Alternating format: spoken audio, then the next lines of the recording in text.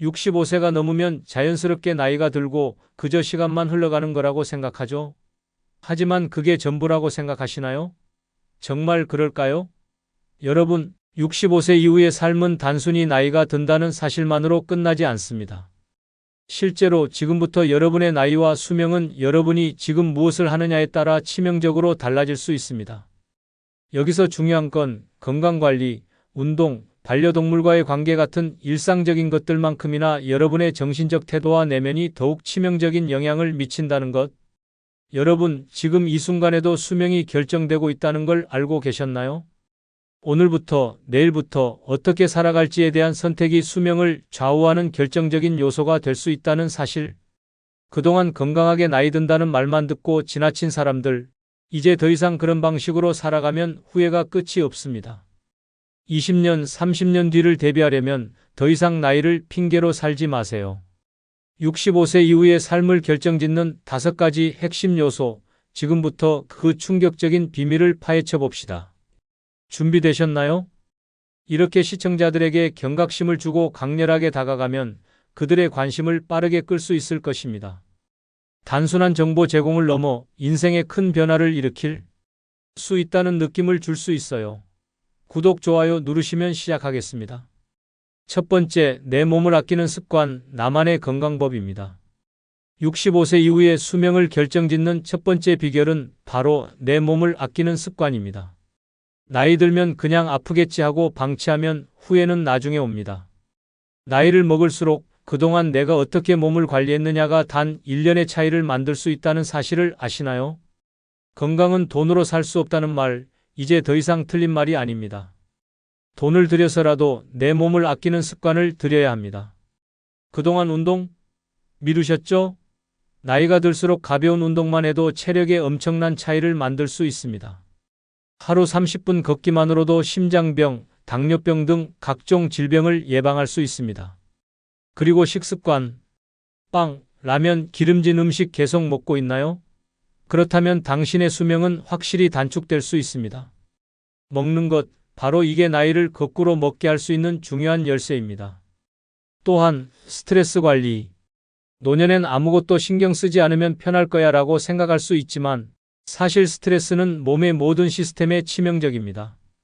과도한 스트레스는 심장에 큰 부담을 주고 면역력까지 떨어뜨려 만병의 원인이 됩니다.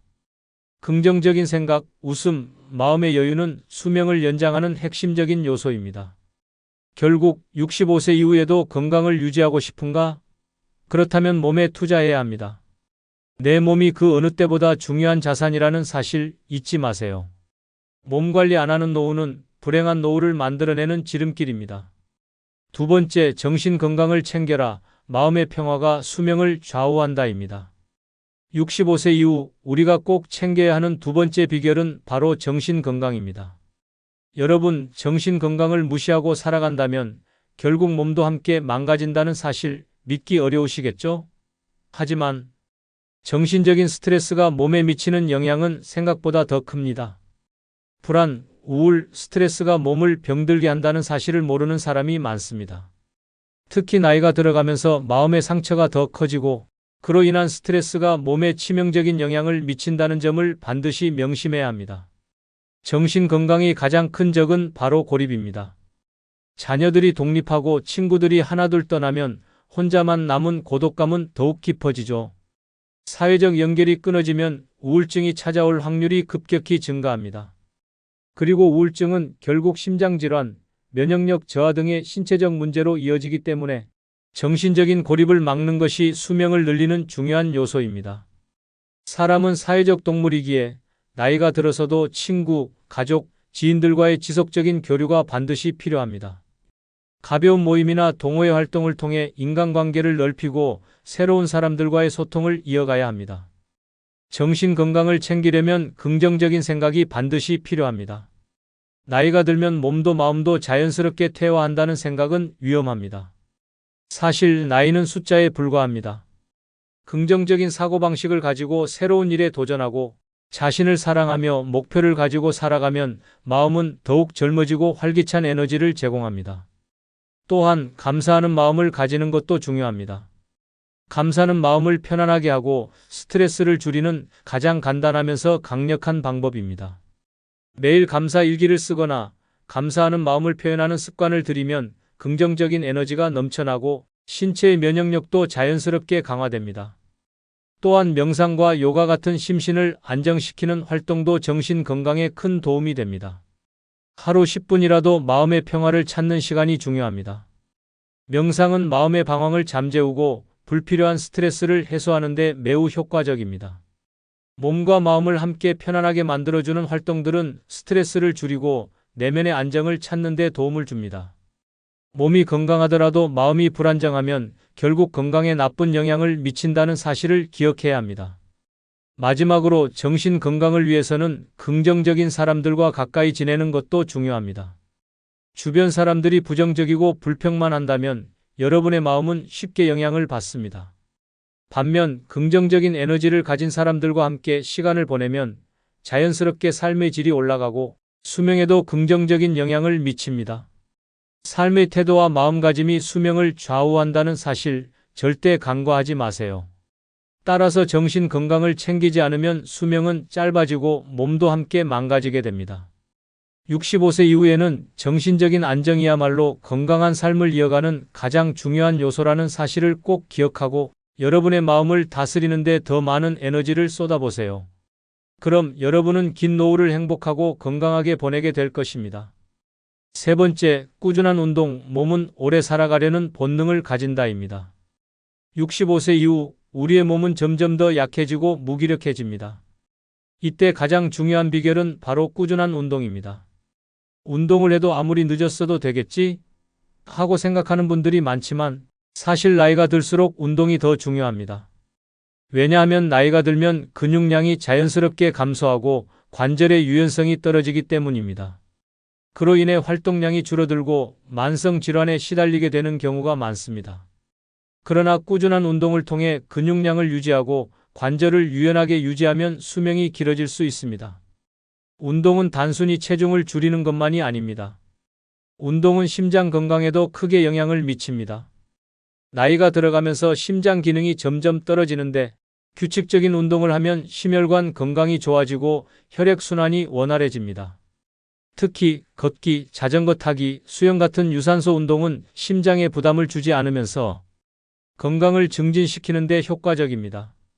또한 운동은 체력뿐만 아니라 정신 건강에도 큰 영향을 미칩니다.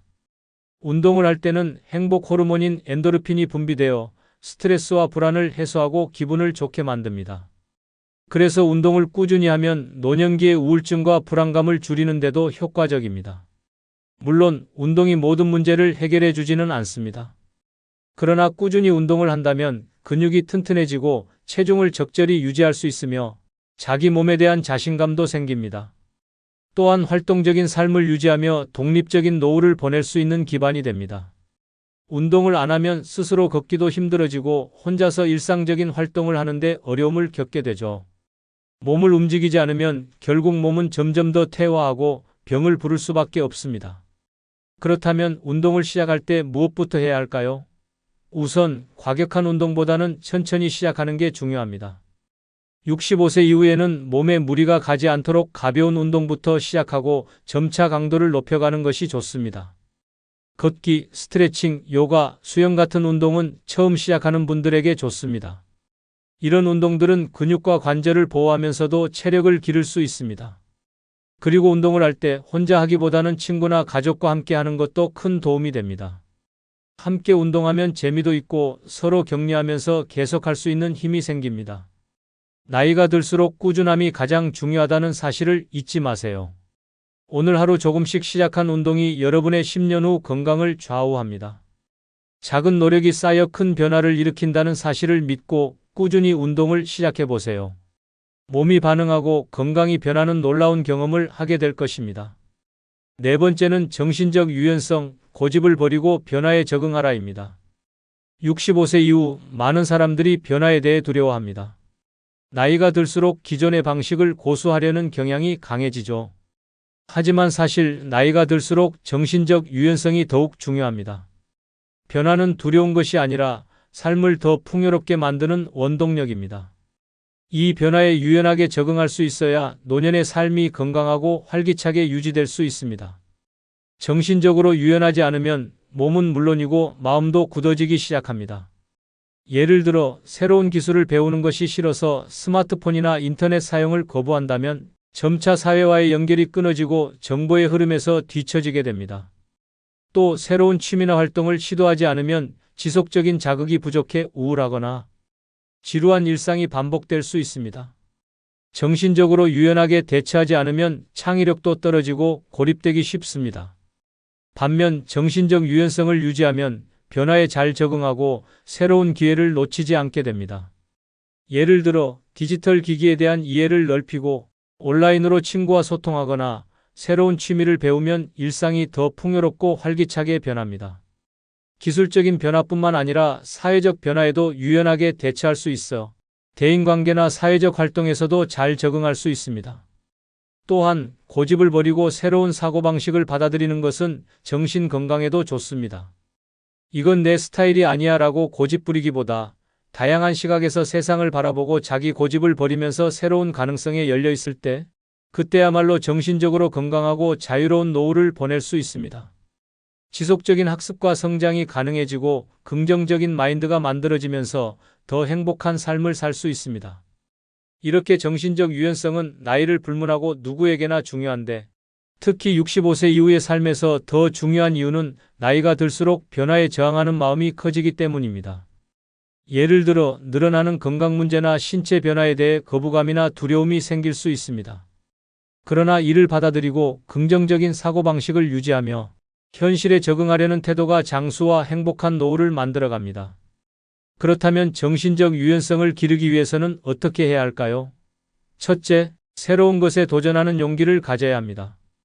예를 들어 취미 활동이나 새로운 기술 배우기를 통해 자기 성장을 추구해 보세요. 둘째, 자기 반성의 시간을 갖고 과거에 집착하기보다는 지금과 미래에 집중하는 습관을 들여야 합니다. 셋째, 긍정적인 사고를 유지하면서 작은 일에도 감사하고 자신의 감정을 솔직히 표현하는 것이 중요합니다. 변화는 두려운 것이 아니라 성장의 기회입니다. 정신적 유연성을 가지고 자기 변화를 즐길 줄 아는 사람은 더 오래, 더 행복하게 살 수 있습니다. 고집을 버리고 마음을 열어보세요. 변화에 유연하게 적응할 때 당신의 삶은 더욱 풍성하고 의미 있는 시간이 될 것입니다. 다섯 번째는 균형 잡힌 식습관, 과식은 결국 죽음의 속도입니다. 65세 이후 건강을 지키는 데 가장 중요한 것 중 하나가 바로 식습관입니다. 많은 사람들이 나이가 들수록 체중 관리나 식사에 소홀해지기 쉽습니다. 그러나 과식과 불균형한 식사는 결국 건강을 빠르게 해치는 주요 원인이 됩니다. 체중을 관리하는 것만큼 중요한 것은 영양소를 균형 있게 섭취하는 것입니다. 나이가 들수록 소화력과 대사 능력이 떨어지기 때문에 잘못된 식습관은 심각한 질병으로 이어질 수 있습니다. 첫째, 과식을 피해야 합니다. 젊을 때는 조금 과식해도 금방 소화되지만 나이가 들면 소화 기능이 떨어지고 과잉 칼로리는 체지방으로 축적됩니다. 그 결과 비만과 당뇨병, 심지어 심혈관 질환까지 이어질 수 있습니다. 배부르게 먹는 것이 인생의 유일한 즐거움처럼 느껴질 수 있지만 과식은 단기적인 즐거움에 지나지 않으며 몸에 축적된 지방은 결국 내 몸을 압박하고 병을 불러옵니다. 둘째, 당분과 나트륨 섭취를 줄여야 합니다. 나이가 들면 체내 염분과 당분의 배출 능력이 감소합니다. 특히 소금과 당분을 과도하게 섭취하면 고혈압, 당뇨, 심장질환 등이 생길 위험이 커집니다. 그러나 많은 사람들이 짜고 달고 맛있는 음식을 선호합니다. 하지만 이것이 바로 자신의 건강을 해치는 길이라는 것을 알아야 합니다. 이들 중독적인 맛이 입맛을 돋우는 데는 효과적일지 몰라도 장기적으로는 건강을 파괴하게 됩니다. 셋째, 단백질 섭취를 늘려야 합니다. 나이가 들면서 근육량이 줄어들고 그에 따라 기초 대사량도 감소합니다. 그래서 적절한 단백질 섭취가 중요합니다. 닭가슴살, 생선, 콩 등 고단백 저지방 식품을 섭취하는 것이 좋습니다. 단백질은 근육을 유지하고 면역력을 높이며 피로회복에도 큰 도움이 됩니다. 따라서 채소와 과일과 함께 단백질을 균형 있게 섭취하는 것이 건강한 노후를 만드는 비결입니다. 또한 식사 시간을 규칙적으로 유지하는 것도 중요합니다. 불규칙한 식사나 늦은 밤의 야식은 소화에 부담을 주고 체내 리듬을 깨트리기 때문에 나이에 맞는 적절한 식사 시간을 지키는 것이 건강에 큰 도움이 됩니다. 마지막으로 수분 섭취를 소홀히 하지 말아야 합니다. 나이가 들면 체내 수분량이 줄어들기 때문에 적절한 수분 보충이 필수적입니다. 물 한 잔의 중요성은 아무리 강조해도 지나치지 않습니다. 물을 충분히 마시면 소화가 잘 되고 피부도 건강해지며 기분이 상쾌해집니다. 물 한 모금에도 건강이 달려 있다는 사실 절대 잊지 마세요. 결국 식습관이 노후의 건강을 좌우합니다. 과식, 과도한 당분, 나트륨은 죽음의 속도를 빠르게 할 수 있으며 균형 잡힌 식사와 정기적인 운동은 장수를 위한 최고의 투자가 될 수 있습니다. 이제 당장 잘 먹고 잘 자는 습관을 들여 건강한 노후를 맞이할 준비를 해야 합니다. 아무리 몸이 아프고 힘들어도 자기 자신을 돌보지 않으면 나이가 들어도 건강을 지킬 수 없습니다. 식사와 생활 습관이야말로 내 삶의 질을 결정짓는 열쇠입니다. 여러분, 65세 이후의 삶은 더 이상 나이 탓을 할 수 없습니다. 나이가 든다고 해서 모든 게 끝나는 게 아니에요. 정신적 태도와 삶의 방식이 여러분의 나머지 인생을 결정짓는다는 사실, 이제 알게 되셨죠? 여러분의 몸과 마음을 어떻게 다루느냐에 따라 수명은 물론 인생의 질이 완전히 달라질 수 있습니다. 앞으로 20년, 30년 더 살아야 한다면 그냥 지나치기에는 너무 늦어요. 다시 말해, 지금 당장 시작하지 않으면 여러분의 인생 후반전은 후회로 가득 차게 될 겁니다. 여러분은 변화할 준비가 되어 있나요? 여러분이 원하는 삶을, 원하는 건강을 만들기 위한 선택은 지금 바로 이 순간입니다. 다시 말해, 당신의 선택이 그 어떤 약이나 치료보다 더 중요한 시대가 왔다는 걸 잊지 마세요. 끝으로 구독, 좋아요 부탁드립니다. 새해도 늘 건강하시기 바랍니다. 감사합니다. 65세, 이 나이가 되면 자식들에게 의지하고 그들의 손길을 기다리게 되는 것이 당연한 것일까요? 자식들이 가장 중요하다는 생각, 그 정말 맞는 말일까요? 사실 자식보다 중요한 것들이 존재합니다. 나이가 들수록 우리가 의지해야 하는 것들이 자식들이 아닌 오히려 자신의 힘과 준비가 더 중요하다는 사실을 알고 계셨나요? 대부분의 사람들이 65세 이후에 삶이 점차적으로 자식들에게 의존적이 될 것이라고 생각하지만 그럴수록 자기 자신을 위한 버팀목이 없으면 어떤 일이 일어날까요? 자식이 있다고 해서 노후가 행복해지는 것은 아닙니다. 자식이 잘못하면 그 충격은 고스란히 본인에게 돌아옵니다. 그렇다면 우리가 65세 이후 어떻게 살아가야 할지에 대한 고민, 그에 대한 해답이 자식들보다 더 중요한 6가지 버팀목에 숨어 있습니다. 이 6가지 지금 바로 확인하지 않으면 후회할지도 모릅니다. 구독, 좋아요 누르시면 시작하겠습니다. 65세 이후 자식들보다 더 중요한 첫 번째 버팀목은 바로 자기 주도적인 생활입니다. 나이가 들수록 자식들의 돌봄이나 지원을 기대하기 쉽지만 결국 자기 삶은 자신이 주도해야 합니다. 자식들은 각자의 삶이 있고 이제는 부모의 삶에 간섭하기 어려운 시점이 오기 때문입니다. 그럴수록 내가 원하는 대로 내가 원하는 삶을 살겠다는 태도가 더 중요해지죠. 예를 들어 자식들이 엄마, 이제 혼자 살면 위험하니까 요양원에 가세요라고 말할 때 그 말을 고지고대로 따르기보다는 나는 내가 혼자 사는 게 편해라고 답할 수 있는 용기가 필요합니다. 한 예로 제 친구의 어머니는 70세가 넘은 나이에도 여전히 자기 집에서 독립적으로 살고 있습니다.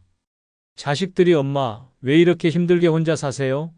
라고 물을 때마다 어머니는 내가 선택한 삶이니까 나한테 맞는 길이야 라며 단호하게 대답하곤 합니다. 물론 걱정하는 마음에서 자식들이 제안한 요양원으로 가자고 했지만 어머니는 혼자서 살기 위한 안전한 대처 방법을 찾았습니다. 요즘에는 스마트폰을 배워서 가족과 연락을 주고받으며 주치의와 주기적인 검진을 받으면서 혼자 살아가고 있죠. 그렇다면 왜 이런 자기 주도적인 생활이 중요한 걸까요? 65세 이후에는 내가 원하는 대로 스스로 선택하고 결정하는 능력이 필요합니다. 자식들이 무조건 옳고 나쁜 결정을 내려주는 시대는 끝났습니다. 예를 들어 자식들이 주는 돈이 많다고 해서 그 돈이 내게 행복을 준다고 믿는 건 위험한 착각입니다. 자신이 원하는 일을 하면서 경제적 독립을 유지하는 게 훨씬 중요합니다. 자식에게 의존하기 시작하면 마음의 주인이 자식이 되어버리기 쉽습니다. 그렇게 되면 결국 내 삶이 아니라 자식의 삶에 끌려다니는 인생이 될 수 있습니다. 또한 자기 주도적인 생활은 정신적으로도 큰 영향을 미칩니다. 예를 들어 65세 이후에는 여전히 나만의 취미나 관심사를 추구하는 것이 중요합니다. 예전에 좋아했던 그림 그리기나 여행, 운동 등을 다시 시작해 보세요. 내가 무엇을 좋아하고 무엇을 해야 즐거운지 파악하는 것이 바로 자기 주도적인 삶을 사는 첫걸음입니다. 누군가의 눈치를 보지 않고 내가 원할 때 내가 하고 싶은 것을 하는 자유는 젊은 시절의 느낌처럼 에너지를 불어넣어 줍니다. 결국 자기 주도적인 생활을 하려면 나 자신에게 책임을 지고 선택할 수 있는 능력을 키워야 합니다. 그러므로 자식들보다 더 중요한 첫 번째 버팀목은 바로 내가 원하는 대로 살아가는 삶을 주도하는 것입니다. 65세 이후 자식들보다 더 중요한 두 번째 버팀목은 바로 디지털 세상에 적응하기입니다. 이제는 스마트폰이나 인터넷을 잘 활용하는 것이 삶의 질을 확실하게 달라지게 만듭니다. 자식들이 주는 스마트폰이 어렵다고 느껴지거나 처음에는 인터넷을 활용하는 게 부담스러울 수 있지만 그걸 넘어서면 자식들과의 소통이 훨씬 원활해지고 일상에서 유용하게 쓰이는 도구가 됩니다. 실제로 저희 어머니는 처음 스마트폰을 쓰기 시작했을 때 이걸 어떻게 쓰냐? 며 불평을 늘어놓으셨습니다. 문자 메시지를 보내는 것도 전화번호를 저장하는 것도 어렵다고 하셨죠. 그런데 어느 날 며느리가 간단한 메시지를 보내며 엄마, 늦게 주무세요라고 문자로 말했는데 어머니가 그렇게 답장을 하신 적이 없습니다. 그 후 저희 어머니는 소셜미디어를 배우기 시작하면서 저희 가족과 더 자주 연락하게 되셨습니다. 지금은 어머니가 스마트폰을 그대로 두고 나가면 불안해할 정도로 심지어 스마트폰으로 인터넷 쇼핑도 잘하십니다. 디지털 세상에 적응하는 것이 중요한 이유는 자식들과의 소통을 원활하게 해주기 때문입니다. 옛날에는 전화나 편지로만 소식을 주고받았다면 요즘에는 메신저나 SNS로 실시간 소통이 가능합니다. 예를 들어 자식이 바쁘거나 다른 지역에 살고 있으면 문자 메시지로 간단히 안부를 묻고 사진도 보내는 것이 일상이 되어버렸습니다. 만약 이 시대에 스마트폰을 못 쓴다면 자식들과의 관계가 점점 더 멀어질 수 있습니다. 자식들이 아프거나 기쁜 일이 있을 때 즉시 소식을 알 수 있고 더 나아가 영상통화나 사진을 주고받으며 감정을 공유할 수 있죠. 또한 디지털 기기나 인터넷을 잘 활용하면 정보를 손쉽게 얻을 수 있습니다. 최근에는 다양한 건강 관련 앱들이나 유튜브 채널들이 제공하는 정보들이 많아 스마트폰만 있으면 집에서 손쉽게 운동법을 배우거나 영양 정보를 알 수 있습니다. 스마트폰을 통해 뉴스나 날씨, 교통 정보까지 실시간으로 확인할 수 있기 때문에 외출할 때에도 더 이상 불안하지 않죠. 한 가지 재미있는 예시를 들자면 제 친구의 어머니는 70대 중반의 나이에 처음으로 온라인 쇼핑을 시작했습니다. 처음에는 그런 것 하지 말고 그냥 가서 사오면 되지라고 하시던 어머니가 이제는 인터넷 쇼핑을 하는 데에 거의 전문가 수준입니다. 아들 며느리들에게 쇼핑할 때마다 이걸로 하나 더 주문해줘, 할인 코드도 확인해봤어? 라며 주문을 먼저 하십니다.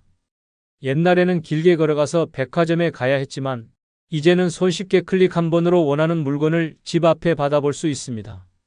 이 정도로 디지털 세상에 적응하면 삶이 얼마나 더 편리해질까요? 결국 디지털 세상에 적응하는 것은 단순히 자식들과의 소통을 넘어서 자기 삶의 질을 높이는 중요한 요소입니다. 이제는 디지털 기기나 인터넷 없이 살 수 없는 시대가 되었으니 늦기 전에 이 세상과 소통할 수 있는 능력을 키워야 합니다. 스마트폰과 인터넷을 잘 활용하면 나도 더 나은 삶을 살 수 있고 자식들에게도 긍정적인 영향을 미칠 수 있습니다. 65세 이후 자식들보다 더 중요한 세 번째 버팀목은 바로 부정적인 생각을 버리고 긍정적인 마음을 갖는 것입니다. 나이가 들수록 마음가짐이 건강에 미치는 영향은 상상 이상으로 크다고 합니다. 인생이 이미 늦었다. 나는 이제 나이가 많아서 뭐 할 수 있겠어? 라고 생각하면 그 생각이 실제로 여러분의 삶에 큰 영향을 미칠 수 있습니다. 그러나 긍정적인 마음을 가지면 그 자체로 삶의 질이 확 달라지고 건강에도 엄청난 차이를 만들어낼 수 있습니다. 예를 들어 제 친구의 어머니는 70대 중반에 이제 나이가 많아서 운동을 해도 아무 소용 없겠지라고 생각하며 아무것도 하지 않으셨습니다. 하지만 어느 날 친구의 어머니가 내가 지금부터라도 운동을 시작하면 나중에 병원에 갈 일이 줄어들겠지? 라고 생각하며 매일 아침 조깅을 시작했습니다. 놀랍게도 3개월 후 친구의 어머니는 몸도 훨씬 가벼워지고 주변 사람들도 언제 이렇게 건강해졌냐? 며 놀랐습니다. 사실 나이가 들수록 우리가 겪는 신체적 변화나 건강 문제는 많습니다. 하지만 그걸 부정적으로만 받아들이면 그 생각이 실제로 내 몸에 영향을 미칠 수 있습니다. 긍정적인 마음을 가지면 스트레스 호르몬이 감소하고 면역력도 향상되며 심리적인 안정감이 건강에 긍정적인 영향을 미친다고 합니다. 또 다른 예시를 들어보겠습니다. 제 이모는 60대 중반이 되던 해 갑자기 혼자서 여행을 가겠다고 했습니다. 처음엔 다들 걱정하며 아직 혼자 가기엔 위험하지 않겠냐? 라고 했지만 이모는 긍정적인 마음으로 도전을 결심했습니다. 그리고 그 여행을 떠난 후 몇 년 동안 여행을 계속하며 새로운 사람들과 만나고 다양한 경험을 쌓았습니다. 이모의 말은 간단합니다. 나이가 많다고 가만히 앉아서 기다리기만 하면 세상은 정말 좁고 좁아진다. 긍정적으로 생각하고 내가 할 수 있는 일부터 하나하나 시작했더니 세상은 그만큼 넓어졌다라고 말이죠. 이처럼 나이가 든다고 해서 더 이상 할 수 없는 일들이 많다고 스스로 제약을 두면 그 제약이 결국 현실이 되어버립니다. 반면에 긍정적인 마음을 가지고 새로운 도전들을 받아들이면 그 자체로 에너지를 얻고 건강에도 도움을 준다고 합니다. 이는 단순히 마음만 먹으면 된다는 말이 아니라 실제로 긍정적인 마음가짐이 신체와 정신에 미치는 영향을 과학적으로 입증한 연구들이 많습니다. 물론 불안감이나 걱정은 누구나 알 수 있습니다. 그러나 중요한 건 그 불안감을 어떻게 다루느냐입니다. 긍정적인 마음을 갖는다는 것은 불안과 걱정을 없애자는 것이 아니라 그 속에서도 여전히 내가 할 수 있는 최선의 방법을 찾는 것입니다. 예를 들어 운동을 시작하기 전에 나는 나이가 많아서 힘들겠다는 생각 대신 오늘 하루만이라도 조금만 해보자는 마음으로 시작하면 그 작은 변화가 엄청난 차이를 만들어낼 수 있습니다. 또한 자기 자신에 대한 신뢰를 갖는 것도 중요합니다. 나는 이제 늙었으니까 아무것도 할 수 없어라고 생각하는 순간 그 생각은 자기 성취감을 갉아먹고 결국 건강에도 영향을 미친다고 합니다.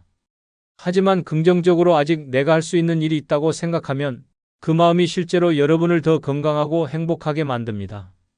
결국 나이가 들수록 긍정적인 마음가짐이 무엇보다 중요한 이유는 그것이 단순한 정신적 상태를 넘어서 몸과 마음의 건강을 지탱해주는 가장 강력한 힘이기 때문입니다. 긍정적인 마음을 갖는 것은 단순히 기분이 좋아지는 것뿐만 아니라 더 오래 살고 건강하게 살 수 있는 비결이 될 수 있습니다. 65세 이후 자식들보다 더 중요한 네 번째 버팀목은 건강한 수면을 취하는 것입니다. 충분한 잠은 젊음을 유지하는 가장 중요한 요소입니다. 나이가 들수록 몸의 회복력이 떨어지기 때문에 충분하고 질 좋은 수면은 여러분의 건강을 지키는 가장 중요한 열쇠입니다. 잠을 제대로 자지 않으면 몸뿐만 아니라 정신 건강에도 심각한 영향을 미칩니다. 잠은 단순히 피로를 푸는 것이 아니라 몸과 마음을 재충전하고 여러 중요한 신체 기능을 회복하는 시간이기 때문입니다. 여러 연구에서 밝혀진 것처럼 65세 이상인 사람들도 하루에 7시간 이상의 충분한 수면을 취해야 건강을 유지할 수 있다고 합니다. 하지만 많은 노인들이 수면 부족으로 고통받고 있는 현실. 일례로 제 이모는 70대 초반인데 항상 불면증에 시달리고 있었습니다. 잠이 오지 않아서 자꾸 뒤척이게 돼. 그나마 책이라도 읽어야 겨우 잠이 오지라고 늘 말하셨습니다. 그런데 얼마 전 이모가 잠을 잘 자게 된 비결을 이야기해 주었는데 바로 자기 전에 핸드폰을 끄는 것이었습니다. 현대의 기술 발전 덕분에 스마트폰이나 TV를 통해 정보를 얻는 것도 중요하지만 이모처럼 잠을 자기 전에는 전자기기를 사용하지 않는 것이 얼마나 중요한지 새삼 깨달을 수 있었습니다. 이모가 말한 것처럼 전자기기에서 나오는 블루라이트가 수면을 방해한다는 연구 결과가 있죠. 스마트폰, 컴퓨터, TV 등을 자주 보면 잠이 잘 오지 않는 것은 그만큼 이들 기기들이 뇌를 자극하기 때문입니다. 그래서 이모는 자기 전에 디지털 디톡스를 실천하면서 훨씬 더 깊은 잠을 자게 되었다고 했습니다. 수면의 질은 단순히 시간에만 의존하지 않습니다. 잠자는 환경도 중요합니다. 어두운 방, 조용한 방, 적당한 온도와 같은 환경적 요인들이 수면에 큰 영향을 미칩니다. 저의 친구 김 씨는 편안한 잠을 위한 가장 중요한 요소는 침대와 베개라고 말합니다. 김 씨는 잠을 자면서 목이나 허리가 아파서 자꾸 깨는 일이 많았는데 결국 자신의 체형에 맞는 베개와 매트리스를 찾은 후 잠이 훨씬 편안해졌다고 하더군요.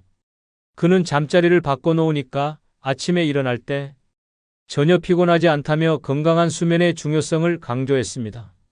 건강한 수면은 정말 젊음을 유지하는 데 중요한 역할을 합니다. 잠을 제대로 자면 면역력도 높아지고 스트레스도 줄어들며 기억력과 집중력도 향상됩니다. 나이가 들수록 더욱 정기적인 수면 루틴이 필요합니다. 매일 같은 시간에 잠자리에 들고 일어나는 습관을 들이면 몸이 자연스럽게 수면 리듬에 맞춰져 더욱 쉽게 깊은 잠에 빠질 수 있게 됩니다. 결국 건강한 수면을 취하는 것이 65세 이후에 중요한 이유는 그만큼 우리의 몸이 회복하고 재충전하는 데 중요한 시간이기 때문입니다. 수면 부족은 만성 피로를 초래하고 질병의 원인이 될 수 있습니다. 기억력 저하, 우울증, 고혈압, 당뇨와 같은 여러 질병들이 수면 부족과 밀접한 관계가 있다는 사실을 잊지 마세요.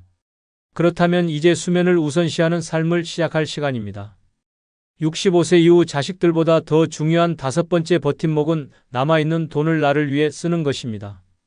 자식에게 전 재산을 물려주기 전에 남은 인생을 나 자신을 위해 쓰는 것이 중요합니다.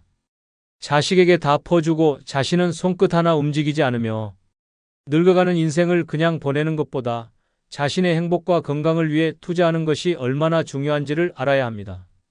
많은 노인들이 자식에게 재산을 남기기 위해 열심히 일하고 아끼고 모은 돈을 다 쏟아붓고 있습니다. 그러나 그들이 가장 중요한 것을 놓치고 있는 사실이 있습니다. 자신의 삶을 위한 돈을 제대로 쓰지 않는다면 결국에는 자식들에게도 부담을 주게 될 뿐입니다. 사실 자식들이 부모님의 재산을 물려받는 것보다 더 중요한 것은 부모님이 자신의 삶을 즐기고 건강하게 지내는 것입니다. 예를 들어 제 친구 최미영 씨는 65세가 넘어서도 매우 활기차게 살고 있습니다. 그녀는 몇 년 전부터 매달 용돈을 아껴 쓰는 대신 자신이 하고 싶은 일을 위해 돈을 쓰기로 결심했습니다. 그동안 자식들한테만 신경 쓰면서 나 자신을 등한시했어요. 그런데 이제는 내가 먼저 행복해야 가족도 행복하다는 걸 깨달았죠라고 말하며 취미 생활에 투자를 시작했습니다. 그녀는 여행, 미술 수업, 필라테스 등 다양한 활동을 통해 활력을 얻고 매일 즐겁게 살아가는 모습을 보입니다. 자식들은 물론 기쁘게 그녀의 삶을 응원하며 그 어떤 물질적인 것보다 엄마가 행복한 것이 더 중요하다는 걸 이해하게 되었습니다. 그러니까 이제부터라도 돈을 절약하며 아끼지 마세요. 자신을 위한 지출은 그만큼 중요합니다.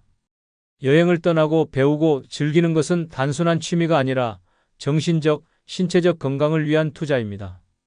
아침에 일어나면 힘들게 집안일을 하며 시간을 보내는 것보다 자신의 행복을 위해 뭔가 새로운 일을 시작하는 것이 삶을 더욱 풍요롭게 만들죠. 그런데 실제로 이런 마인드를 가진 사람들도 많습니다. 김성숙 씨, 70세인 그녀는 매달 소액이라도 나를 위해 쓰자며 자신을 위한 것에 돈을 쓰기 시작했습니다. 예를 들어 새로운 취미를 찾기 위해 그림 수업에 등록, 정기적인 마사지와 스파로 피로를 풀고 좋은 식재료를 사서 건강한 요리를 해 먹습니다. 그렇게 매달 조금씩 자신에게 투자하면서도 자식에게 아무것도 부담을 주지 않습니다. 물론 재산을 물려주는 것도 중요하지만 먼저 자신이 살아가면서 진짜 행복을 느낄 수 있는 방법을 찾아야 합니다. 그러니 여러분도 이제는 남아있는 돈을 자신에게 투자하고 자식들에게 그저 경제적인 것만을 기대하는 삶에서 벗어나 자신의 삶을 더욱 풍요롭게 만드는 지혜를 발휘해 보세요. 이제부터 나만의 삶을 살겠다는 결심을 하세요. 남은 인생에서 자식들이 아닌 자신을 위한 돈 사용이야말로 진정한 자기 존중과 행복을 찾아가는 길임을 잊지 마세요. 6번째 버팀목은 죽음을 자연스럽게 받아들이는 것입니다. 65세 이후 많은 사람들은 이제 죽음이 가까워졌나 하는 두려움과 함께 살아갑니다. 사실 죽음은 누구에게나 일어날 수 있는 일이고 누구도 피할 수 없습니다. 중요한 건 죽음을 어떻게 받아들이고 준비하는지에 달려 있습니다. 죽음을 두려워하며 숨기려고만 한다면 오히려 더 많은 스트레스와 불안을 초래할 수 있습니다. 이제는 자연스럽게 죽음을 받아들이고 남은 인생을 의미 있게 살아가는 방법을 찾아야 합니다. 우리가 세상을 떠나는 순간 남아있는 이들에게 중요한 건 우리가 어떻게 살았느냐입니다. 죽음은 사실 더 이상 우리가 두려워할 것이 아니라 우리가 얼마나 아름답고 의미 있게 살았는지에 대한 질문을 던져주는 기회입니다. 예를 들어 할머니인 김 여사님은 75세에 암투병을 시작했습니다. 병원에서는 다음 치료가 효과가 없으면 더 이상 방법이 없다고 했습니다. 그런데 김 여사님은 그래, 죽는다고 해서 삶이 끝나는 건 아니잖아? 라고 생각하며 남은 삶을 오히려 더 충실히 살기로 결심했습니다. 그녀는 죽음이 가까워진 걸 알았지만 오히려 그 덕분에 더 많은 여행을 떠나고 손주들과 시간을 보내며 좋아하는 꽃을 키우기 시작했습니다. 그 덕분에 김 여사님은 더욱 밝고 긍정적인 삶을 살 수 있었고 자식들과의 관계도 더욱 가까워졌습니다. 죽음을 두려워하며 숨어 있지 않고 죽음 앞에서도 웃으며 살아간 그녀의 모습은 가족들에게 큰 감동을 주었죠. 죽음은 정말 우리가 생각하는 것처럼 두려운 존재가 아닙니다. 만약 죽음이 얼마나 자연스러운 것인지를 이해하게 되면 그만큼 삶을 의미 있게 살아갈 수 있는 힘을 얻게 됩니다. 예를 들어 나도 이제 한 세대가 갔고 이 세상에 내 발자국을 남겼으니 그게 중요하다는 생각을 한다면 죽음도 더 이상 두렵지 않게 됩니다. 그렇다면 어떻게 죽음을 자연스럽게 받아들일 수 있을까요?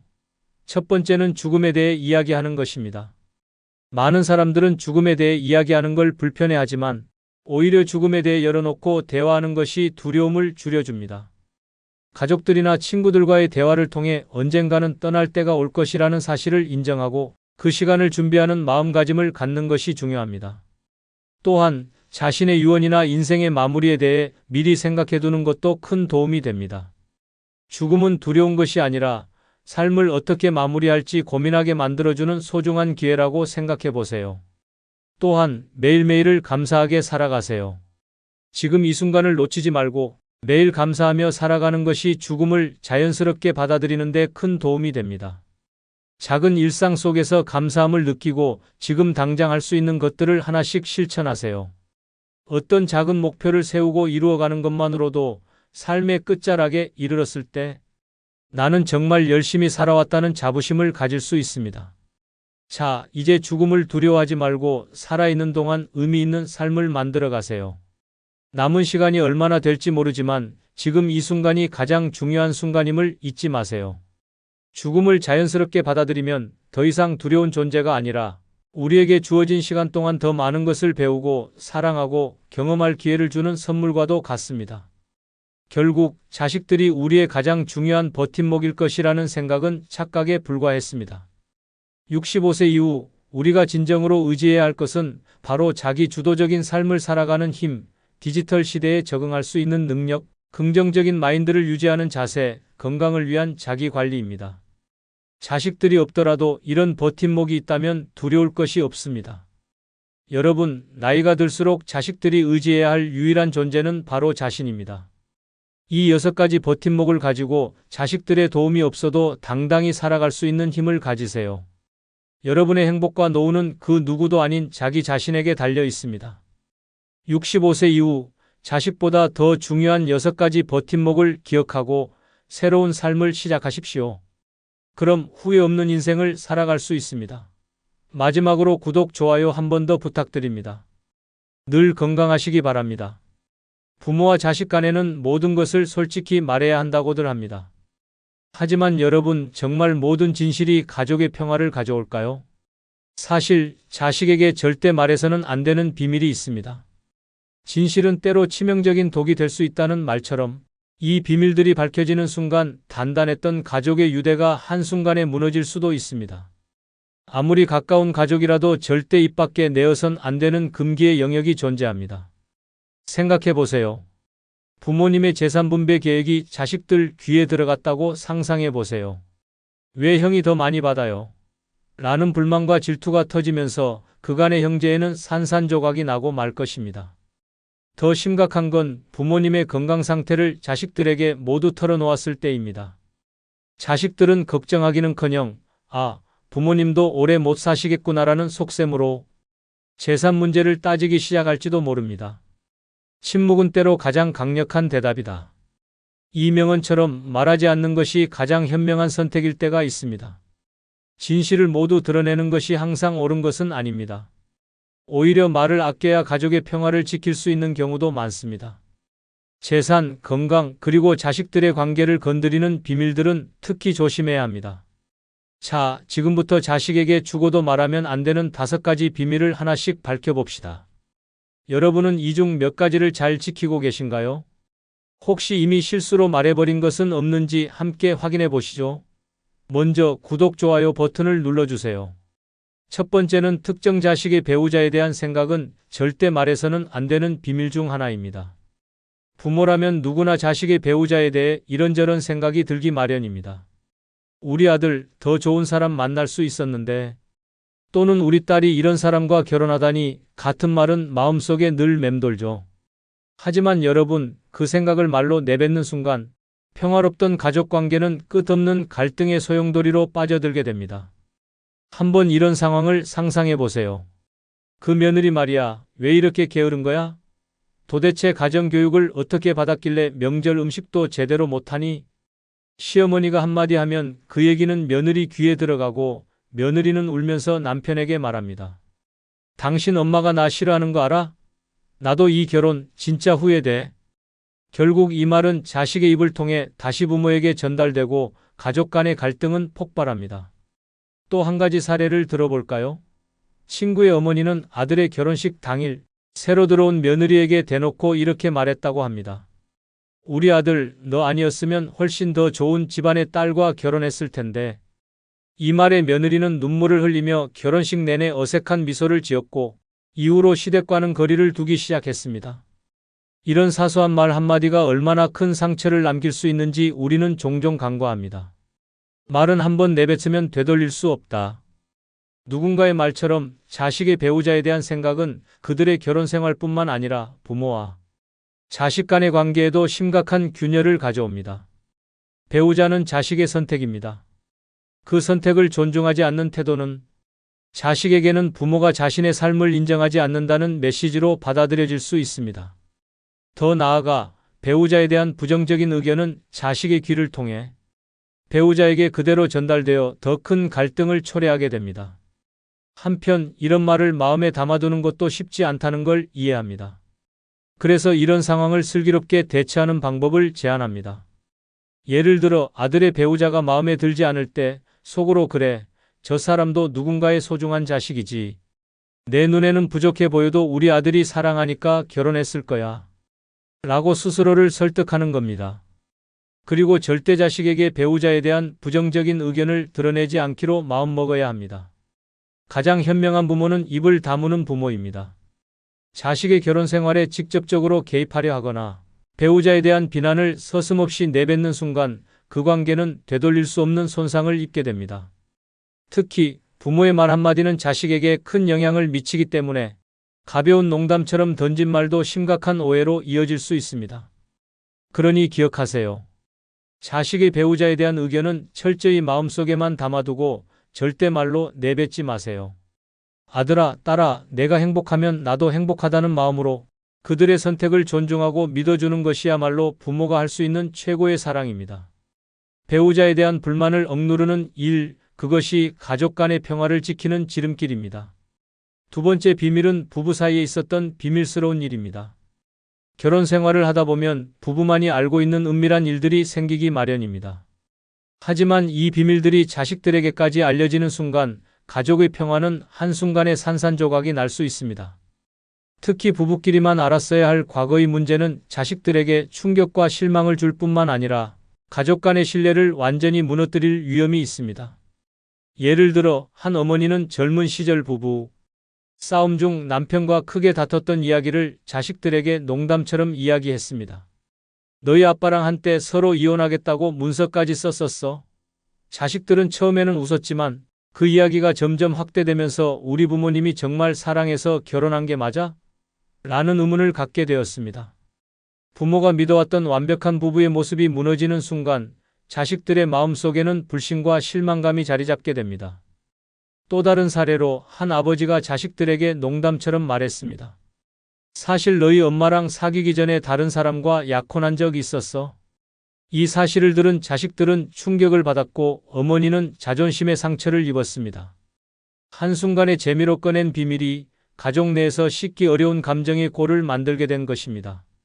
부부간의 비밀은 가족에게 해프닝으로 받아들여지지 않습니다. 오히려 자식들은 부모님에 대한 환상이 깨지고 그 여파는 의외로 오래갑니다. 부부 사이의 비밀스러운 일들은 왜 말해서는 안 될까요? 그 이유는 간단합니다. 자식들은 부모를 완벽한 사랑의 상징으로 보기를 원하기 때문입니다. 그들에게 부모는 언제나 서로를 존중하고 사랑했던 이상적인 부부여야 합니다. 하지만 비밀이 드러나는 순간 자식들은 부모의 관계가 자신이 생각했던 것만큼 견고하지 않았다는 사실에 충격을 받습니다.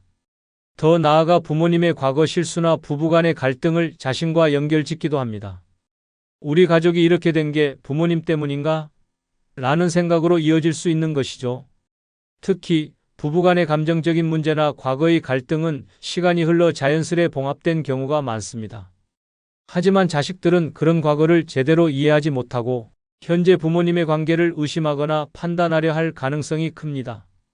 결국 이런 비밀은 부모와 자식 간의 거리감만 키울 뿐입니다. 그렇다면 어떻게 해야 할까요?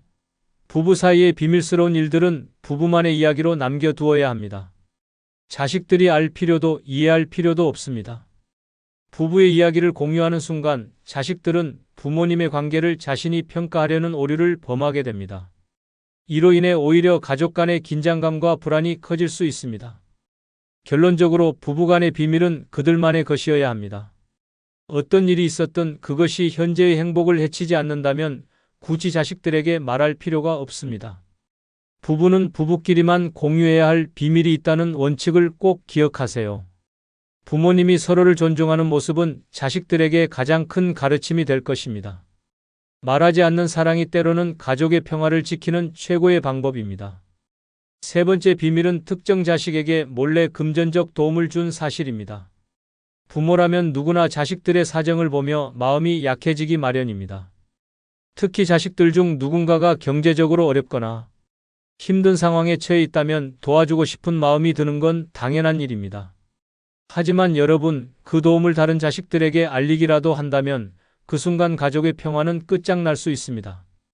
예를 들어 큰아들이 사업 실패로 빚더미에 올라앉았습니다. 부모는 이를 알게 되고 몰래 전 재산의 일부를 빼내 큰아들에게 건넵니다. 너도 많이 힘들었지? 이 돈으로 다시 시작해보거라. 하지만 이 사실이 둘째 아들에게 들통나는 순간 평소 가까웠던 형제관계는 순식간에 무너져 버렸습니다. 왜 형만 도와줘요? 난 집 사느라 대출 받았을 때도 아무 도움 안 줬잖아요. 또 둘째, 아들은 형을 질투하기 시작했고 결국 부모를 원망하며 연락을 끊어버렸습니다. 이처럼 특정 자식에게 금전적으로 도움을 준 사실은 단순한 선의로 끝나지 않습니다. 도움받은 자식은 부모에게 감사하는 대신 어차피 부모님은 장남인 나를 더 챙기겠지라는 안일한 태도를 보일 가능성이 높습니다. 반대로 도움받지 못한 자식은 내가 부모님의 사랑을 못 받았나 하는 서운함과 질투로 괴로워합니다. 부모는 자식들 간의 감정의 골을 메우기 위해 애를 쓰지만 이미 금이 간 관계를 회복하기란 쉽지 않습니다. 한 사례를 더 볼까요? 한 어머니는 딸의 학자금 대출을 몰래 갚아주었습니다. 다른 자식들에게는 말하지 마라. 하지만 시간이 지나며 아들이 이 사실을 알게 되었고, 우리도 결혼할 때 돈이 필요했는데 왜 딸만 챙기셨냐고요? 라고 항의했습니다. 결국 그 가정은 명절에도 모이지 못하는 관계로 전락하고 말았습니다. 부모의 작은 호의가 오히려 가족의 분열을 초래한 셈입니다. 모든 자식들을 똑같이 대하는 것은 불가능하다는 말처럼 자식들마다 상황이 다르기 때문에 부모의 지원도 차별화될 수밖에 없습니다.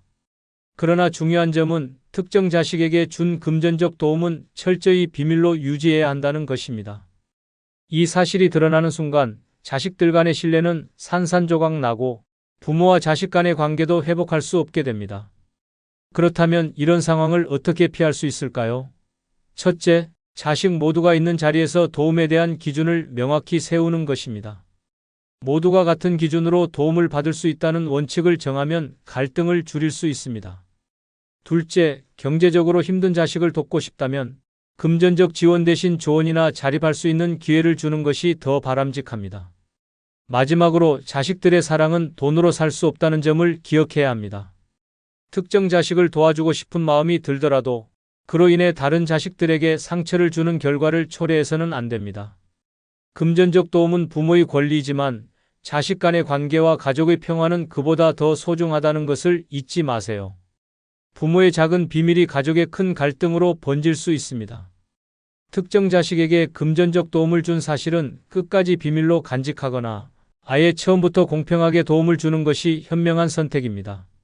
모든 자식들을 공평하게 대하는 건 불가능하지만 사랑은 공평하게 나눌 수 있다는 마음가짐을 꼭 기억하세요.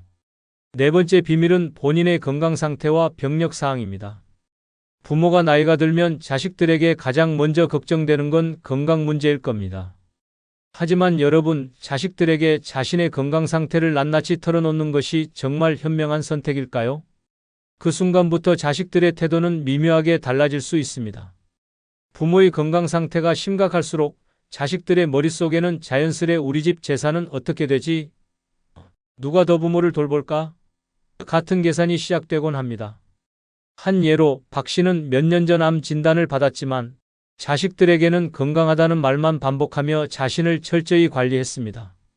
그런데 어느 날 병원에서 우연히 자식 중 한 명이 그 사실을 알게 되면서 자식들 간에 은근한 갈등이 생기기 시작했습니다.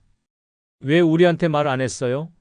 라는 말은 걱정의 표현이었지만 결국 그 뒤에는 혹시 재산 문제 때문에 우리 몰래 뭐라도 해두신 거 아니에요?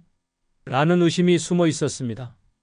자식들 간에는 누가 더 돌보냐는 책임 공방이 벌어졌고 결국 명절에조차 얼굴을 보지 않는 상황이 되어버렸습니다. 부모님의 병력은 자식들에게 부모님이 더 이상 오래 못 살 것 같다는 인상을 줄 수 있습니다. 그러면 자식들은 더 이상 부모님을 걱정하기보다 지금부터 내가 챙겨야 할 몫은 뭐지?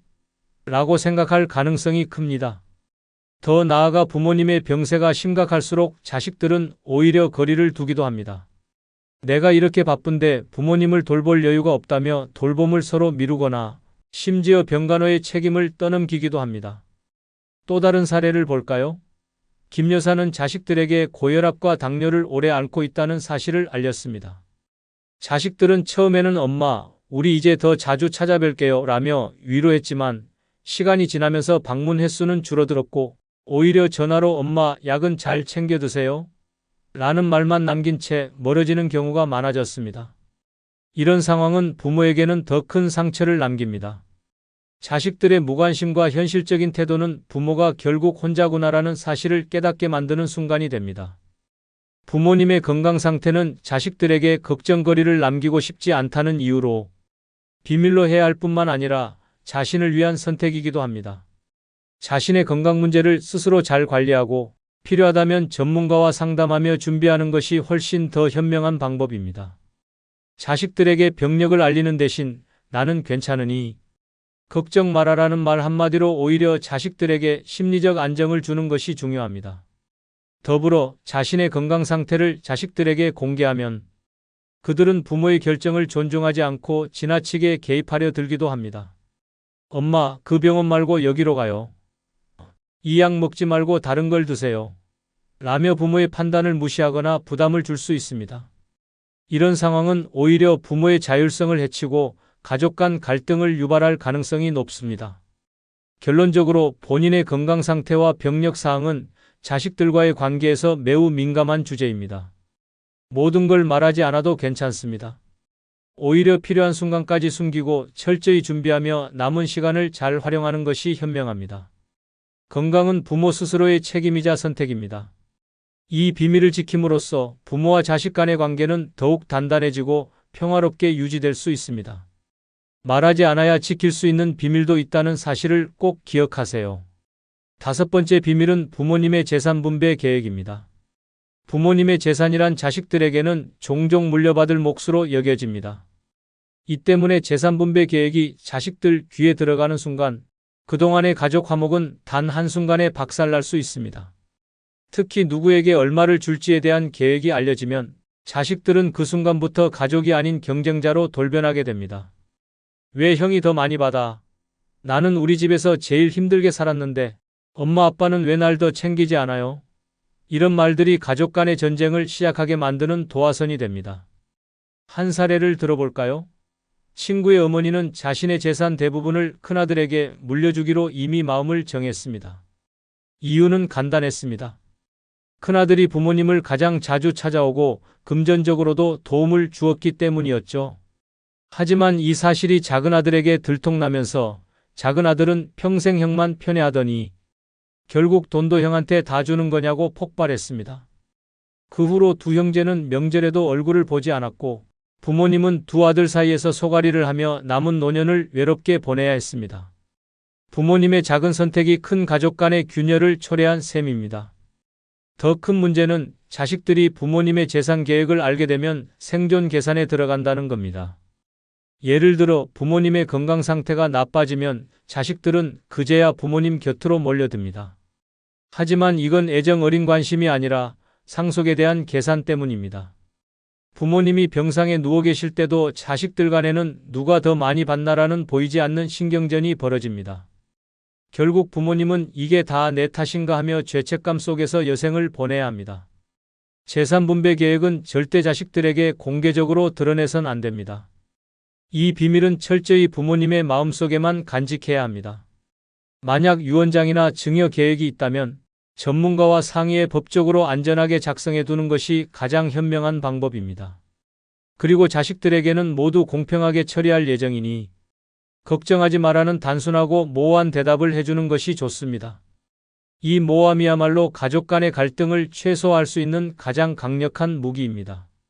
한편 재산을 어떻게 나눌지 고민하면서 자식들에게 모두 공평하게 물려줘야 한다는 부담감을 가질 필요는 없습니다. 부모님의 재산은 무엇보다도 자신을 위해 쓰는 것이 가장 우선입니다. 자식들이 부모님의 재산을 당연히 받을 몫으로 여길수록 그들의 기대를 관리하는 것이 중요합니다. 내가 남긴 것만 물려줄 거다는 단호한 태도가 필요할 수도 있습니다. 결론적으로 부모님의 재산 분배 계획은 자식들에게 절대 말해서는 안 되는 비밀 중 하나입니다.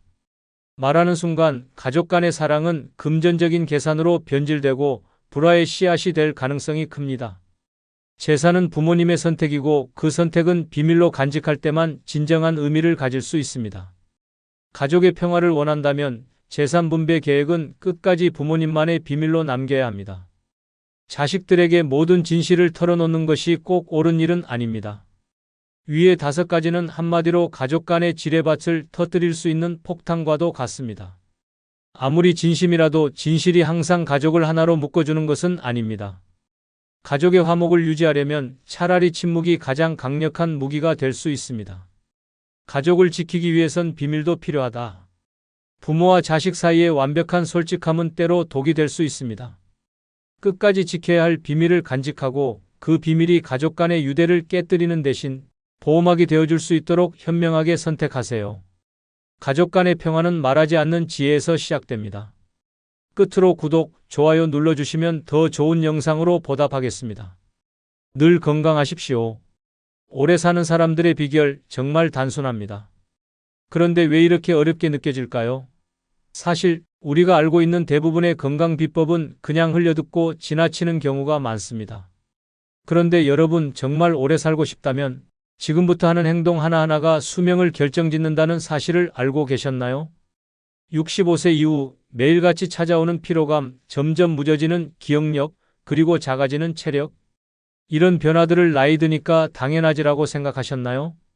하지만 여기서 중요한 건 그냥 늙어가는 것이 아니라 어떻게 늙어가느냐입니다. 여러분이 지금 당장 이 5가지를 지킨다면 남들보다 더 건강하게, 더 활기차게, 그리고 더 길게 인생을 누릴 수 있습니다. 자, 지금부터 오래 살고 싶으면 꼭 지켜야 할 5가지를 하나씩 살펴보겠습니다. 이걸 놓친다면 단순히 오래 사는 것이 아니라 고통스럽게 오래 사는 삶이 될지도 모릅니다. 준비되셨나요? 구독, 좋아요 누르시면 시작하겠습니다. 첫 번째, 움직이면 살고 누우면 죽습니다. 매일 1시간 이상 걷기는 오래 사는 삶의 기본입니다. 걷기만으로도 심혈관 건강이 개선되고 체중이 조절되며 심지어 치매 예방 효과까지 있다는 사실을 알고 계셨나요? 하지만 많은 사람들이 시간 없어라며 걷기를 게을리합니다. 그러다 병원에 누워 걷기만 했어도 이렇게까지 되진 않았을 텐데 라며 후회하는 경우가 많습니다. 하루 1시간 이상, 즉 하루 7,000보에서 1만 보를 걷는 것은 단순히 건강을 유지하는 수준을 넘어 삶의 질을 완전히 바꾸는 열쇠가 됩니다. 걷는 동안 우리의 몸은 회복하고 마음은 정화되며 활력이 되살아납니다. 걷기를 시작한 사람들은 하나같이 말합니다. 이 간단한 행동이 내 삶을 이렇게 바꿀 줄 몰랐어요. 하루 1시간 걷기는 체력뿐만 아니라 전신 건강에 폭발적인 효과를 가져옵니다. 심장은 더 강하게 뛰고 혈압은 안정되며 혈액순환이 개선됩니다. 특히 매일 걷는 습관은 당뇨병, 고혈압, 심장병 같은 만성질환의 위험을 30% 이상 낮춰줍니다. 체중 감량에도 효과적입니다. 1시간 동안 빠른 걸음으로 걷는 것만으로도 약 30만 400칼로리를 소모할 수 있습니다. 걷기는 무릎과 관절 건강에도 좋습니다. 뼈를 강화하고 관절 주변 근육을 단련시켜 관절염의 위험을 줄입니다. 정신 건강에도 걷기는 필수적입니다. 걷는 동안 스트레스 호르몬인 코르티솔 수치는 감소하고 기분을 좋게 하는 엔도르핀과 세로토닌이 분비됩니다. 걷기를 꾸준히 하는 사람들은 우울증과 불안감을 덜 느끼며 긍정적인 에너지를 얻습니다. 걷기가 뇌 건강에 미치는 영향은 놀랍습니다. 뇌로 가는 혈류가 증가하면서 기억력과 집중력이 향상되고 치매 예방 효과도 기대할 수 있습니다. 걷는 동안 우리는 단순히 움직이는 것이 아니라 몸과 마음을 동시에 치료하는 것입니다. 걷기는 누구나 쉽게 시작할 수 있는 운동이지만 올바른 방법으로 해야 효과를 극대화할 수 있습니다. 허리는 곧게 펴고 시선을 정면으로 유지하며 걸어야 합니다. 어깨를 긴장하지 않고 자연스럽게 내리고 팔을 앞뒤로 가볍게 흔들어야 합니다. 발 뒤꿈치가 먼저 땅에 닿고 발바닥 전체를 사용해 밀어내는 방식으로 걷는 것이 중요합니다. 걷는 속도는 조금 빠른 정도로 숨이 약간 찰 정도가 이상적입니다. 걷는 동안에는 깊고 규칙적인 호흡을 유지하며 몸에 산소를 충분히 공급해야 합니다. 하루 7,000보에서 10,000보 걷기를 목표로 하고 처음 시작하는 사람이라면 짧게 나눠서 걷는 것도 좋은 방법입니다. 아침에 30분, 저녁에 30분 걷는 식으로 시간을 나누면 부담이 줄어듭니다. 일상에서 자연스럽게 걸음을 늘릴 수도 있습니다. 예를 들어 엘리베이터 대신 계단을 이용하거나 한 정거장 먼저 내려 목적지까지 걷는 습관을 들이는 것입니다. 걷기는 단순한 습관처럼 보이지만 그 효과는 강력합니다. 심장을 보호하고 체중을 조절하며 정신 건강까지 챙길 수 있는 완벽한 운동입니다. 매일 1시간씩 걷는 것은 단순히 오래 사는 것이 아니라 건강하고 활기찬 삶을 위한 첫걸음입니다. 지금 바로 편안한 운동화를 신고 걸어보세요. 당신의 건강은 한 걸음부터 시작됩니다. 두 번째, 하루 7시간 이상의 숙면 취하기는 장수의 필수 조건입니다. 숙면은 단순히 눈을 감고 쉬는 시간이 아닙니다. 숙면은 몸과 마음이 회복되는 시간이며 수명을 늘리는 비밀 병기입니다. 하루 7시간 이상 제대로 잠을 자면 우리의 몸은 스스로를 치유하고 젊음을 유지하며 더 건강한 삶으로 안내합니다. 하지만 많은 사람들이 나는 잠이 부족해도 괜찮아라고 말하며 숙면의 중요성을 무시합니다. 그러다 몸이 경고 신호를 보낼 때서야 잠이 이렇게 중요했구나라며 깨닫는 일이 반복됩니다. 숙면이 우리의 몸에 가져오는 변화는 놀랍습니다. 먼저 숙면 중에는 성장 호르몬이 분비되어 세포를 재생하고 손상된 조직을 복구합니다. 특히 낮 동안 쌓인 피로와 스트레스는 숙면을 통해 해소됩니다. 면역 체계는 이 시간 동안 더욱 강력해지고 심장은 쉬면서 혈압이 자연스럽게 낮아지며 심혈관 건강이 개선됩니다. 한 연구에 따르면 하루 7시간 이상 잠을 자는 사람은 6시간 이하로 자는 사람보다 심장병 발병률이 20% 이상 낮아진다고 합니다. 숙면은 뇌에도 필수적입니다. 잠을 자는 동안 뇌는 낮 동안 저장한 정보를 정리하고 불필요한 기억을 삭제하며 새로운 기억을 고정시킵니다. 즉, 숙면은 단기 기억을 장기 기억으로 바꾸는 데 중요한 역할을 합니다. 이 과정에서 독소와 노폐물이 제거되며 치매와 같은 신경퇴행성 질환의 위험도 줄어듭니다.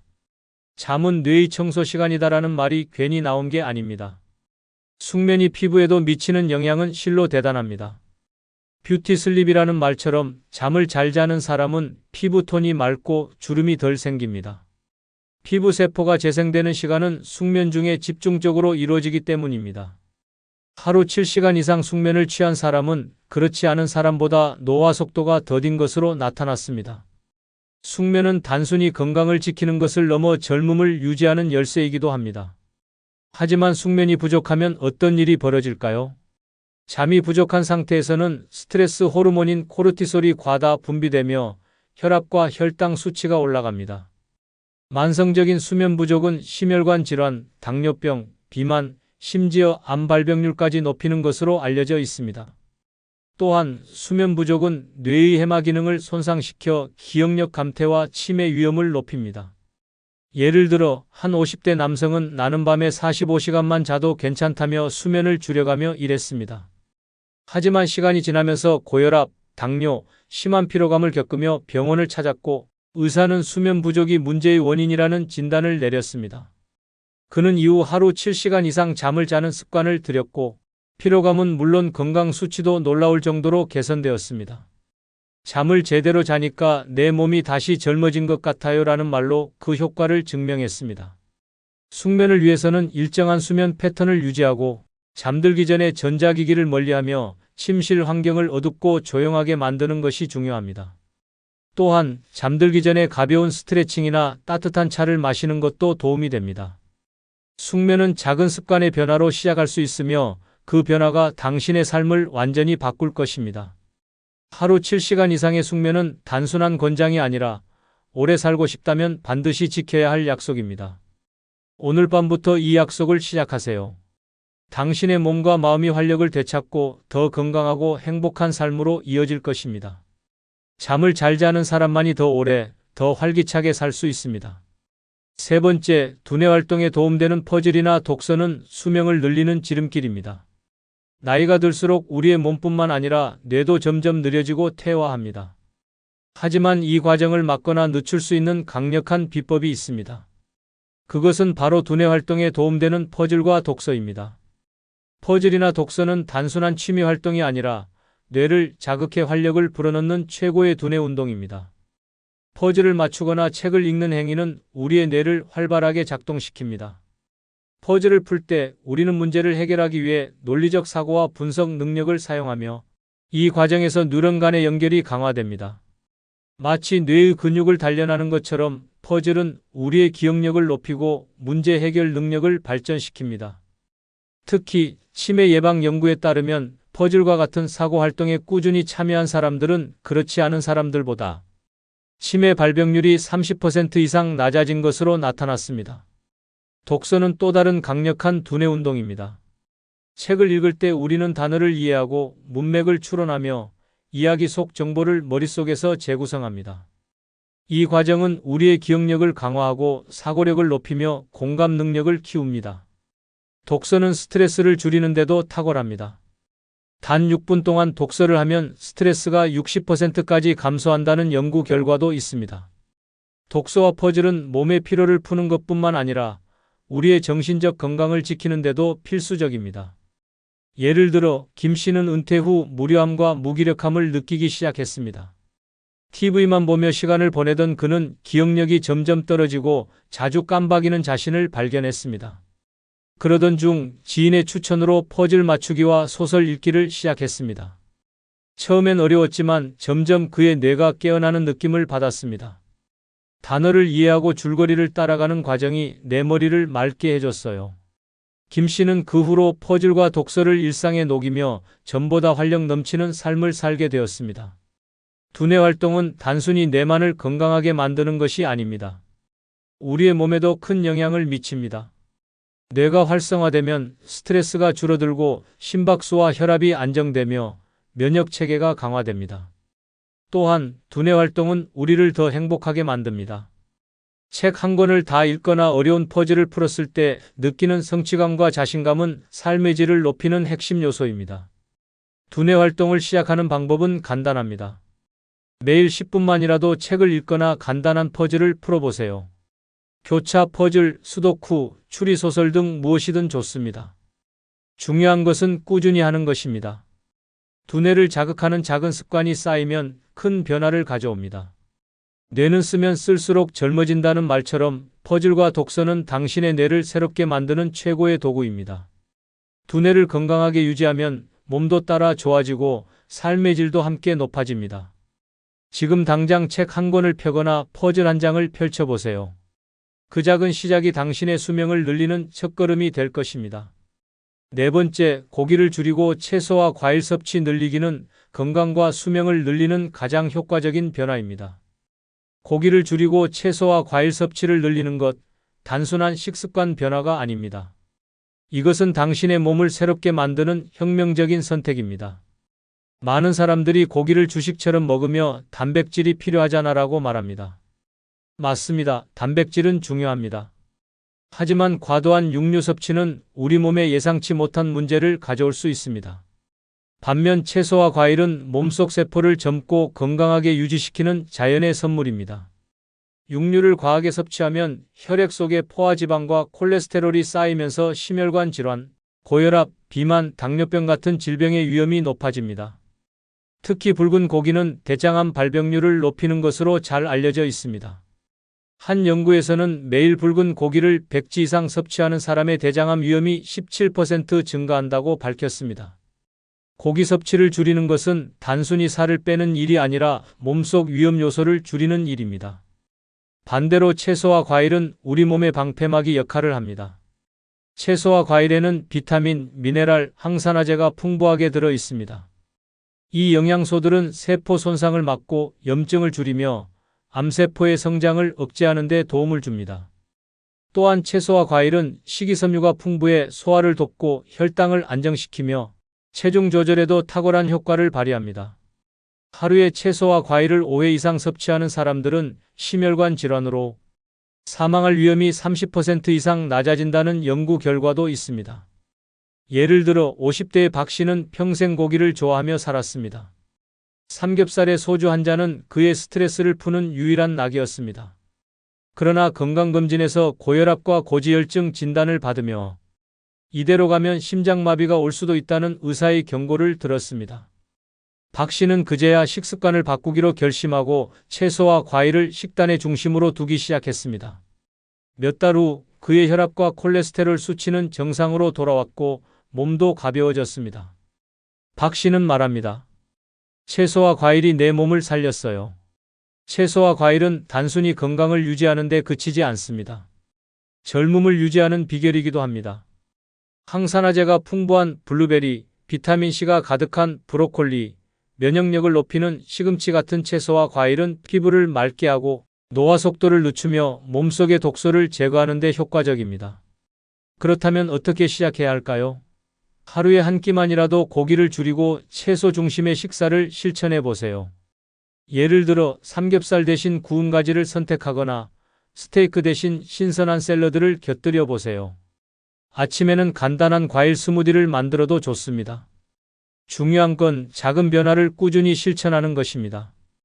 우리가 먹는 음식이 곧 우리의 건강을 결정한다는 말처럼 오늘 먹는 한 끼가 내일의 건강을 좌우합니다. 고기를 줄이고 채소와 과일을 늘리는 것은 단순한 다이어트가 아닙니다.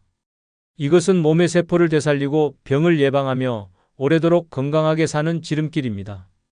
지금부터 여러분의 식탁을 바꾸세요. 그 변화가 여러분의 수명을 바꾸는 시작이 될 것입니다. 다섯 번째, 가족 및 친구들과의 교류 유지하기는 오래 사는 삶의 감춰진 비결입니다. 가족과 친구, 이들과의 교류는 단순히 외로움을 덜어주는 것을 넘어 우리의 몸과 정신 건강을 지키는 강력한 방어막 역할을 합니다. 사람은 사회적 동물입니다. 따뜻한 대화, 진심 어린 관심, 그리고 함께하는 시간은 우리에게 생명력을 불어넣습니다. 이를 무시하고 고립된 삶을 선택한다면 건강과 행복은 물론 수명까지도 줄어들 수 있습니다. 가족과 친구들과의 교류는 스트레스 감소에 탁월한 효과가 있습니다.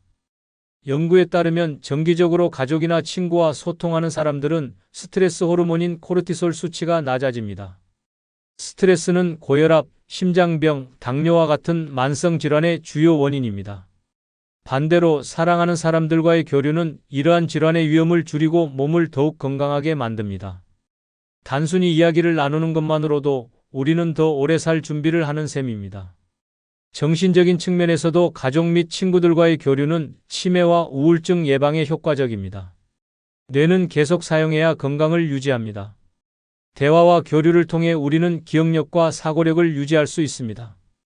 특히 고령자의 경우 자주 사람들과 만나고 대화하는 활동은 뇌의 활성화를 도와 치매 위험을 30% 이상 낮춰줍니다. 사랑하는 사람들과 함께 웃고 함께 고민을 나누는 것은 최고의 뇌 운동입니다. 예를 들어 70대에 접어든 이 씨는 은퇴 후 자연스럽게 친구들과 멀어지고 가족과도 연락이 줄어들었습니다. 그는 점점 외로움을 느끼며 내 인생은 끝났나 보다라고 생각했습니다. 하지만 우연히 지역 노인회 활동에 참여하면서 다시 사람들과 어울리게 되었고 매주 모임에서 이야기꽃을 피우며 활력을 되찾았습니다. 이 씨는 말합니다. 사람들과 어울리면서 내 삶이 다시 살아난 기분이에요. 몸도 가벼워지고 마음도 행복합니다. 가족과 친구들과의 교류는 단순한 만남이 아니라 우리 몸과 마음을 지탱하는 버팀목입니다. 이러한 관계는 스트레스를 줄이고 면역 체계를 강화하며 삶에 대한 만족감을 높여줍니다. 중요한 것은 연락을 기다리는 것이 아니라 스스로 먼저 다가가는 것입니다. 짧은 전화 한 통, 가벼운 안부 문자, 혹은 작은 선물만으로도 관계는 유지될 수 있습니다. 또한 친구들과의 관계를 통해 웃음과 긍정적인 에너지를 얻는 것은 장수와 직결됩니다. 웃음은 천연 진통제이자 스트레스 해소제입니다. 가족과 함께하는 저녁 식사, 친구들과의 커피 한 잔은 단순한 시간이 아닙니다. 그것은 우리의 심장을 뛰게 하고 뇌를 활성화시키며 삶의 질을 높이는 강력한 비결입니다. 혼자 오래 살 수는 없습니다. 사람들과의 교류는 우리의 삶을 풍요롭게 하고 수명을 연장하는 데 중요한 역할을 합니다.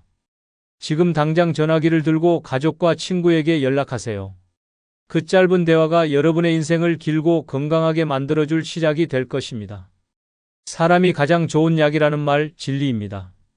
여러분, 오래 살고 싶다면 지금 당장 선택해야 합니다. 여러분, 오래 사는 비결은 복잡하지 않습니다. 문제는 우리가 그것을 알고도 실천하지 않는다는 데 있습니다. 건강하게 오래 사는 삶은 선택의 문제입니다. 바로 지금 여러분의 삶에서 무엇을 바꾸고 무엇을 지킬 것인지 선택할 순간이 왔습니다. 내일부터 시작할게라는 말은 결국 평생 시작하지 않겠다는 핑계에 불과합니다. 몸과 마음을 지키는 단 5가지, 오늘부터 실천하십시오. 이 5가지를 실천하면 단순히 오래 사는 것만이 아니라 더 젊고 더 행복하고 더 의미 있는 삶을 살 수 있습니다. 이 모든 것이 쌓이면 당신의 미래는 지금과 완전히 달라질 것입니다. 늦지 않았습니다. 오늘 당신의 선택이 내일을 결정합니다. 한 걸음씩 바꾸겠다는 그 다짐이 당신을 더 오래, 더 건강하게, 그리고 더 행복하게 만들어줄 것입니다. 미래의 당신이 지금의 당신에게 고맙다고 말할 날이 올 겁니다. 지금 시작하세요. 당신의 삶은 그럴 만한 가치가 있습니다. 마지막으로 좋아요와 구독 부탁드립니다. 감사합니다.